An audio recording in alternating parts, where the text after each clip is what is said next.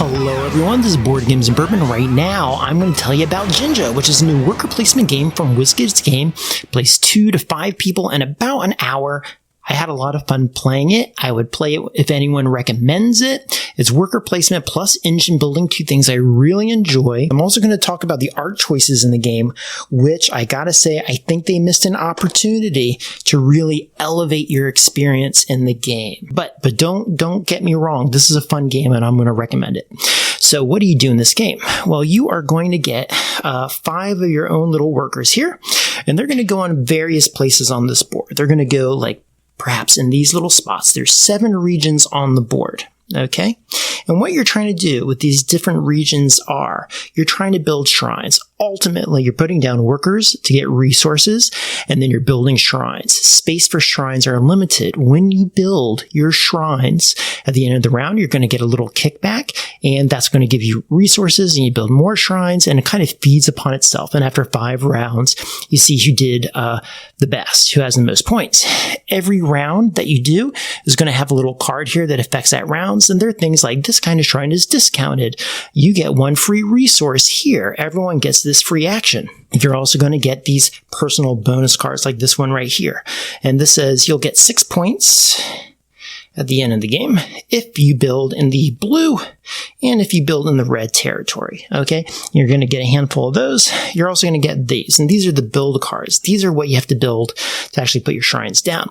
This here is saying that you're building in the red territory. You're going to need 1 of these red buildings here. You're going to need 3 of these green resources here.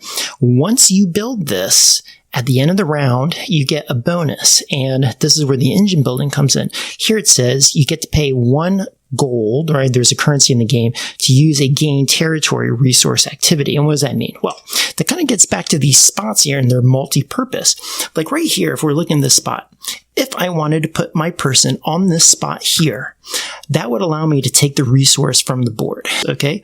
Or you can go here, you can pay the resources from a card, and you can drop your shrine into the territory. Now, we're going to talk about this later, and I'll leave that right there, okay? Once you do that, at the end of the round, you will not only get the end game bonus over here, which is upgradable. It starts like this. This says you get 1 coin, 1 gold at the end of the round, but you could upgrade it here, and it says you can get 2 points, okay, at the end of the round. You're not only going to get that, you're going to get whatever was on your card. And like I said, here it says you can pay money to use an action. And that's really important because there's a lot of blocking going on in this game. If you don't use one of these territories down here, you can use these spots up here. And what do these spots say?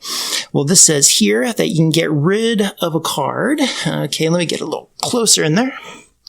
This says you can get rid of a card and you can draw 3 random resources from a draw bag. There are random resources, a big old bag full of chits in there, okay? You grab, and then everyone else gets a random one as well. Here I can pay 2 gold, and then I can pull up a discarded card. Like if someone used this or no one had used it in the game, I get to pull it up and I can build it right away. And that's important because if I needed to build in this spot here, but this was blocked, I need to go here to be able to access it. Here, I can draw 2 possible future build cards, but I have to get rid of 1. Here, again, if the spot is blocked on the board, I go here and I can gain the resource. Here I pay 1 and I can build a building. Again, if I'm blocked, I can go there. It's more expensive. So you're finding ways to kind of like circumvent what other people have done. Here, you can flip 2 of the end round bonuses and you can take 1. Here, you can pay 2 gold and get straight points. And then you got to roll this die. So that's pretty cool. It's a little bit of a chance. I find that fun. If you get a blue face, it's 3 points. If you get the red face, it's 5 points. Here, you can offer 4 gold and you get 6 points. If you pay 2 gold, you get a resource if you want up to 5. So I guess that means 10 gold there. Or you can trade in to get money back. Here, you can place a worker, and that means you can roll for structures. Structures are what they call the chits in the game, the resources.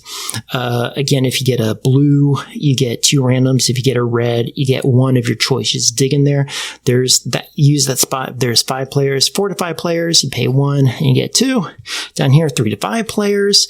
Gold supplements. You just get gold. Here, there's a blank. Anyone can go. And for 5, again, you can roll for resources.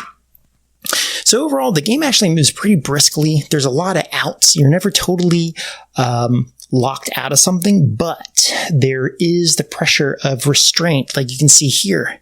In the green terry, there's only so many places you can go. Over here, there's only 2. So there is a restraint on space. There is the worker placement and where you go to subvert things and circumvent what people have done. Do I block a space to make it hard on somebody? What do I take when I'm there? Which territories do I build and flip my bonuses? All really good decisions. Okay, so that's the gameplay. Fun, brisk, totally would do it. But the art in the game, I think is a real, not quite there, and I'll tell you why. This game is about building shrines in Japan, and that's a very noble thing, perhaps very traditional. And then you get this art in the game that is very active and moving. And this almost reminds me of anime to a degree. And I'm not even talking about, like, I don't like the style. I'm just talking about congruence between theme and the choices. When you look at the chits are very plain. There's no composition there. And when they go on the board, they kind of they don't really elevate the board. They just kind of look like they were, I don't know, just not completed, It was just drop an icon on a chit. I would have liked to see a pattern. And then you have the board itself here. Now you have this really nice picture of Japan going up to center, but then it's just chopped up with these boxes everywhere. It's so chopped up you don't even get to enjoy the picture here. I think that was a real missed opportunity to make this more stylized.